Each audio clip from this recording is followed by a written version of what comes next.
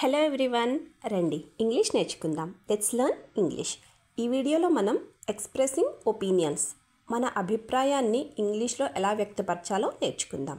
First one, నా అభిప్రాయంలో అనడానికి ఇంగ్లీష్లో in my opinion.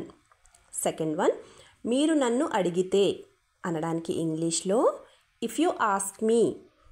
Next one, నాకు అనిపిస్తుంది అనడానికి ఇంగ్లీష్లో it seems to me. Next one, నేను చూసినంత వరకు అనడాన్ని ఇంగ్లీష్లో as far as I can see. Next one, నాకు సంబంధించినంత వరకు అనడాన్ని ఇంగ్లీష్లో as far as I am concerned. Next one, నాకు అనిపిస్తుంది అనడానికి ఇంగ్లీష్లో ఐ ఫీల్.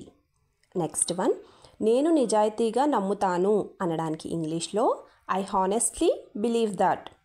నెక్స్ట్ వన్, నా అభిప్రాయం ప్రకారం అనడానికి ఇంగ్లీష్లో from my point of view. Next one, వ్యక్తిగతంగా నేను అనుకుంటున్నాను అనడానికి ఇంగ్లీష్లో personally I think. Next one, మనం కలిసి ఆడుకుందామా అనడానికి ఇంగ్లీష్లో ఏమంటారో కింద కామెంట్ సెక్షన్లో కామెంట్ చేసి చెప్పండి. ఫ్రెండ్స్, వీడియో నచ్చితే వీడియోని లైక్ చేసి ఛానల్ని సబ్స్క్రైబ్ చేసుకోండి. Thank you.